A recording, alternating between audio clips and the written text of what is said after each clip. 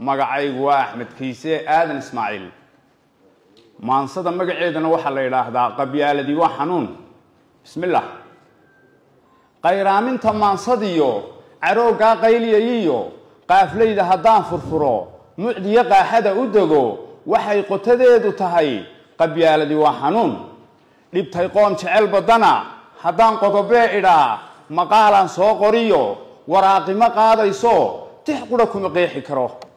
garaad dhibta qoonsado qamuuyiyo dibinqaniin in badan qarsanayayba inaan hadla igu qasbo waxaan qalinka u holladay qanjiidho waxaan dhammayn xumaanta qabyaalado mugeeduna qaadyar yahay damiirkuna qiiradii fariintuu qaad yidhiyo waxay qaafleydu tidhi tafiirta qofkaad ka timid ab iyo isirkoon qaldamin xidhiidhi qaraabada xigtiya qiimee casabo qur-aanku intuuna faray haddaan laga qaadanayn tubtaa qaldaneen mariyo qabyaaladii waa xanuun midnimo waa qoon ku taal qaranka waa qodax ku mudan faqriga way quudisaa qormada weeyaan jahliga ehela kala qaarantiyo asxaab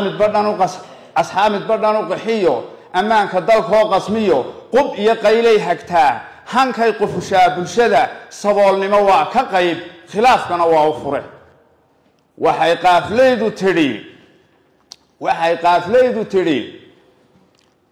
waxay qaafleydu tidhi midnimo waa qoon ku taal qaranka waa qodax ku mudan horumarka way qaadhisaa faqriga way quudisaa qormada weeyaan jahliga ehela kala qaarantiyo asxaab midba dhan u qaxiyo qub iyo ammaanka dalkoo qasmiyo qub iyo qaylay hagtaa hankay qufushaa bulshada saboolnimo waa ka qayb waxay qaafleydu tidhi intaan qaybta nahay qoliyo reerka nahay qabyaaladu faanka tahay siyaasaddu qaawan tahay qaraabo wakiilku jiro miskiinku qadoodi yahay cadaaladu qara yar tahay sinaantu qafiifka tahay inaan quwad yeelanoon qayrkeen la tallaabsanaa qodkaa dhacay weeyeen qoyaan dambe laga filayn quruxi way naga fog tahay qabyana way taaganta waxay qaafleydu tidhi intay qalad leedihiyo haddaan sii qoda naxliga qisaba qiso quusiso qadhaadhka wax dheerta hore qad iyo kibir ruux qof kale qudhiisii badheedh u jaray intay qarisay haddana quraan ruu qaariyiyo miskiinaan qadar bahayn qisaasa intay tidhaa aanada loo qowracaa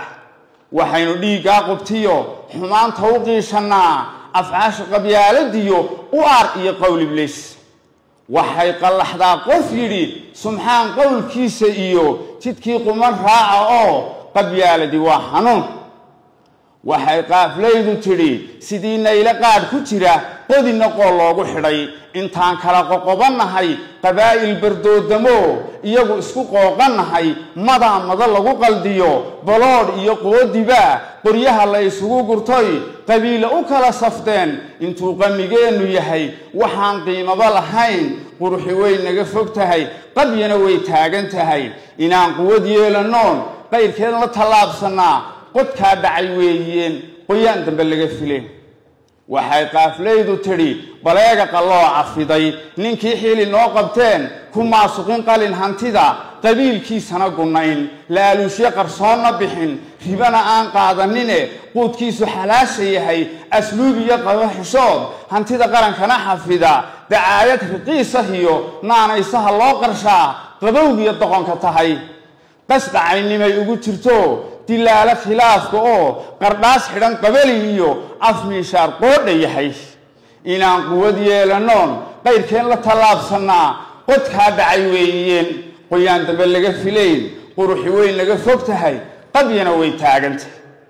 intay qiimaha dadnimo qabiilo badnaanta tahay nimay qoladii yar tahay xaajana qodobkeed yaqaan hankiisa la quudhsadee qowlkiisu daciifka yahay inaan quwad yeelanoon qayrkeen la tallaabsanaa qodkaa dhacay weeyeen qoyaan dambe laga filayn quruxi way naga fog tahay qabyana way taagantay waxaana na qaafleydiyo tixdii qiirada ku timid ku soo qayndaabaya qaynuun dadku raaca oo qarniyo lagu howlgaliyo qorshe lagu bedelay ayaa qaran doojiye wasiir laga qaaday meel mid kale oo qoyska ana halkiisii qaban la yidhi intay noo tahay waxqabad ee aan qof yidhaaba jirin dan gaara qofkii lehe amuurtu qusaysayba malaha ku qaboobaye dalkii waxba looma qaban quruxi weyn laga fog tahay qabyana way taagan tahay qaranka waa u taageeraan horumarku wuu qaabsanaan rajadu qowbay ku jiri inaan quwad yeelanoon qayrkeen la tallaabsanaa qodkaa dhacay weeyeen qoyaan dambe laga filayn quruxi weyn laga fog tahay qabyana way taagan tahay wasalaamu calaykum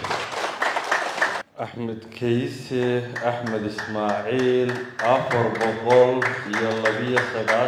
أيها الأستاذ